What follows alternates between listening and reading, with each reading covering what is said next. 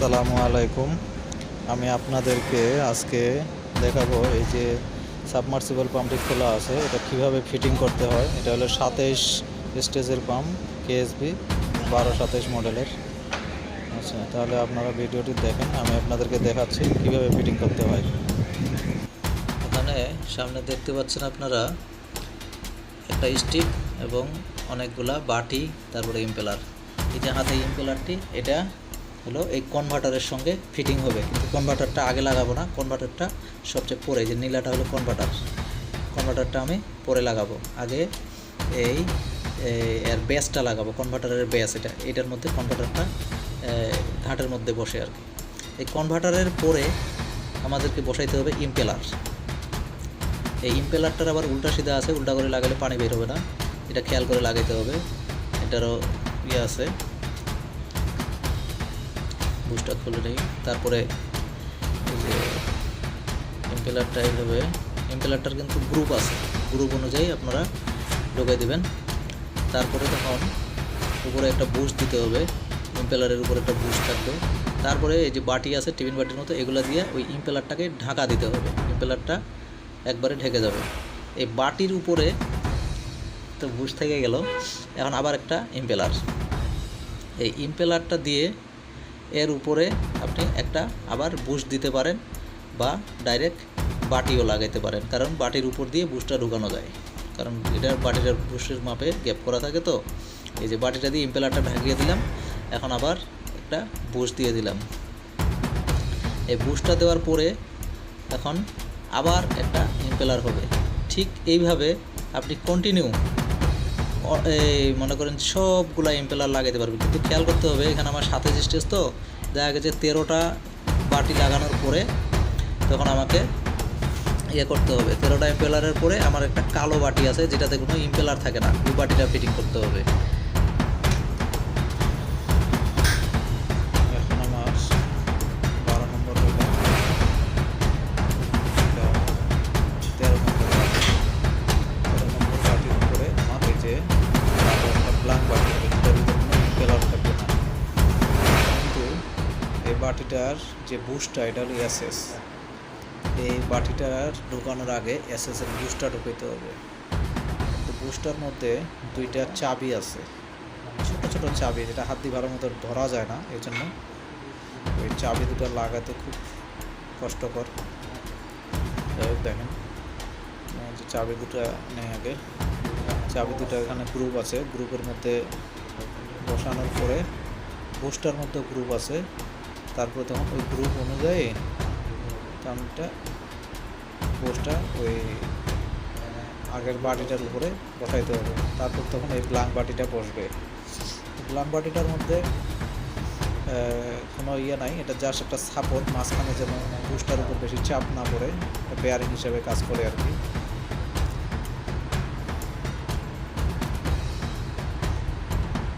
আসলে কষ্ট থাকে না অনেক সময়। একটাতে আবার ম্যাগনেট আছে, আরেকটা আবার ম্যাগনেট ছাড়া। তো দেখা গেছে ঠিক মতো ভালো না ধরলে হুট করে পড়লে আবার ওই ইম্পেলারের ভিতরে ঢুকে যাবে, বাটির ভিতরে ঢুকে যাবে। তখন ফির আবার এটা খুইলা ফির আবার তখন বাইর করতে হবে, সহজে বাইরে হবে না। নিচে দিয়ে ভালো মতো বস্তা আছে না কোন যেন, আসলে ময়লা পরিষ্কার করছি, তারপরেও ঢুকতেছে না কেন। দুই হাতে ভালো করে পুরুষ দুইটা চাবি দিয়ে ধরতে হয়, তারপর তখন ঢুকাইতে হবে। কাকা পড়ে গেছে, পেলাম না। খুব ছোটো জিনিস তো থাকে না, অনেক সময় পড়ে যায়, চাপা লাগলে বের হয়েছে। আবার আমাকে করতে হবে, ভালো মতো ধরে বসাইতে হবে।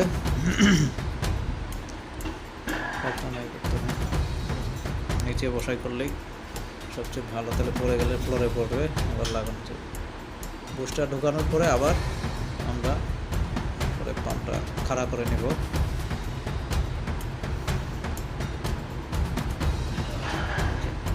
বুস্টার আমার সেটিং হয়ে গেছে। এখন আমি যে ব্ল্যাঙ্ক বাটিটা ঢুকাবো, বাটিটা ঢুকানোর পরে আবার এই বাটির উপরে ইম্পেলার হবে। ইম্পেলার দেওয়ার পরে তারপর আবার এটা যে বাটি দিয়ে ফির আবার ঢাকাতে হবে। বাটি দিই সেমভাবেই ওই নিচের থেকে যেভাবে আমি বাটিগুলো লাগাইছি আবার সবগুলাই এরকমভাবে বাটিগুলো একটার পর একটা লাগাতে হবে। লাগানোর পরে উপরে তখন আরেকটা আলাদা বাটি আছে। এটা হলো আমার সর্বশেষ বাটি লাগবে। ইম্পেলার লাগালাম, এখন বাটিটা লাগাইতে হবে। এই বাটিটার পরে তারপরে একটা বুশ লাগবে। বুশটা ওই বুশটা আগে শুয়ে নিয়ে কাজটা করলে অবশ্য ভালো হবে। তো এখানে দেখি যে এই বুশটা হবে না, আর একটা বুশ কোথায় আছে পাইছি। এই বুশটা লাগালেই হয়ে যাবে। বুশ শর্ট ছিল, এটা সাইডে চলে গেছিলো, খুঁজে পাচ্ছিলাম। একটা ক্যাপের মতো বল টুপির মতো একটা বুশ আছে, এটা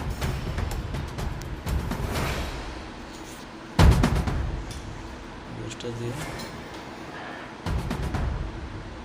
তারপরে তখন এসএসের বুশটা লাগাতে হবে। এটা তো দুটো চাবি আছে, এই চাবি দুটা লাগাতে হবে। ওই নিচের মাঝখানের বুশটা যেভাবে লাগাইছে এটা তো এরকম চাবি আছে দুই পাশে দুইটা। এটা সবাই লাগাইলে মনে হয় ভালো হবে। দেখি আর কি চেষ্টা করি।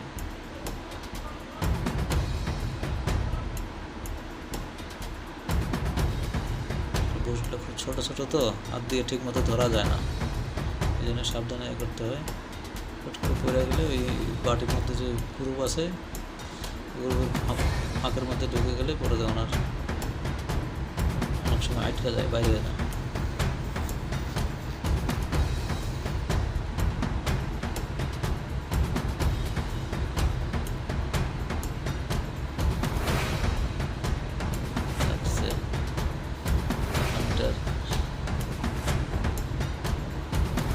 স্ক্রু লাগাতে মাথায় স্ক্রু, একটা ওয়াশার স্ক্রু,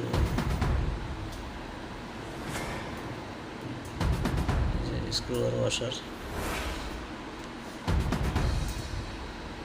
এটা লাগিয়ে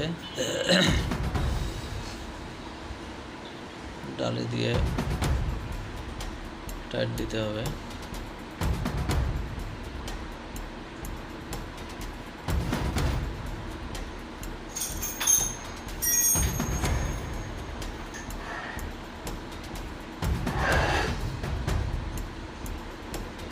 ডালে দিয়ে টাইট দিয়ে এটা অনেক সময় আগে মোটামুটি টাইট দিতে হবে, তারপর ফুল টাইট দিতে গেলে নিচের এই শেপটা পুরোটাই ঘুরে নিচে পাইপ রেঞ্জ ধরতে হবে।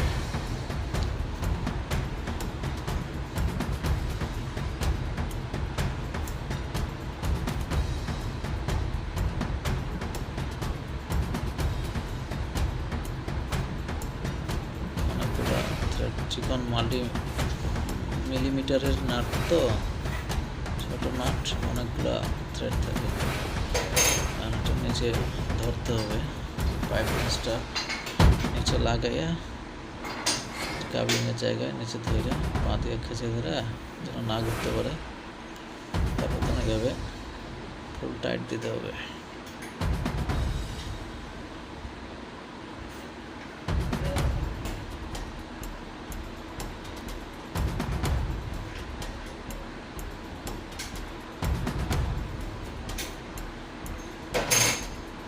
এখন ওকে, এখন আমরা ওই পাম্পের যে ক্যাচিং আছে এটা এখন ক্যাচিংয়ের ভিতরে ঢুকাবো। আর এটা একটু আপ ডাউন করে দেখতে হবে যে আসলে আমার এটা আপ ডাউন হচ্ছে কি না। একবারে ফিক্সড হয়ে থাকলে কিন্তু চলবে না, আপ ডাউন করতে হবে, এগুলো চেক করে দেখতে হবে। নিচে উঠতেছে না, এটা উপরে একটু উঠে দেখি, উপরেরগুলো ঠিক আছে, ঘুরে দেখি উপরেরগুলো ঠিক আছে কিনা। এই যে নিচে নেমে গেছে, এই যে উপরেরগুলো আপ ডাউন করতেছে। অতএব পাম্প ওকে আছে, আমাদেরকে পাইপের ভিতরে ঢুকাইতে হবে। সরে যাই, পাইপটা নেই, সরি পাইপটা নেওয়ার আগে আমার এটা দেখতে হবে। এখন এই যে আরেকটা কইছিলাম কালো আরেকটা বাটি আছে, এটা বুস্ট টাইপ, ওই যে বুস্টটা লাগালাম ওই বুস্টার ক্যাচিং এটা এমনভাবে বুস্টার সাইডে সাইডে থাকবে, বুস্টটাকে ঠিক মিডিলে সেন্টারে রাখবে আর কি, যেটা বেয়ারিংয়ের মতো কাজ করবে। ওকে ঠিক আছে, এখন আমরা ক্যাচিংটা ঢুকাই।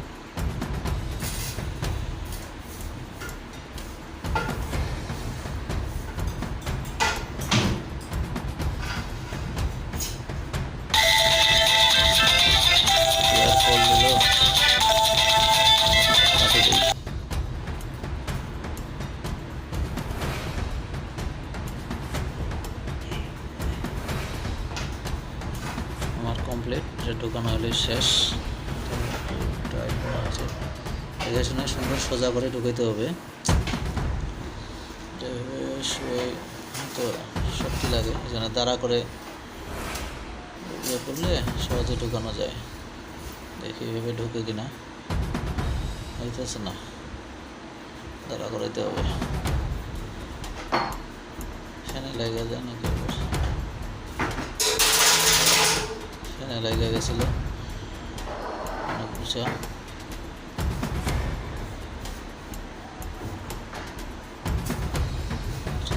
করে ঢুকে গেলে হাতে লাগে অনেক সময়, দেখছি আমি এরকম ঢুকে দিয়ে একদম সেম তো পাইপটাতে একদম ইজি, মানে পাইপ যতটুকু গ্যাপ ততটুকুই ভরা একবারে শেষ। এটা বসে এলো। এখন এখানে আমার ওই যে নীল কালারের যে কনভার্টারটা আছে ওইটা ঢুকিয়ে তারপরে তখন নাটগুলো টাইট দিলেই পাম্প কমপ্লিট। ধন্যবাদ।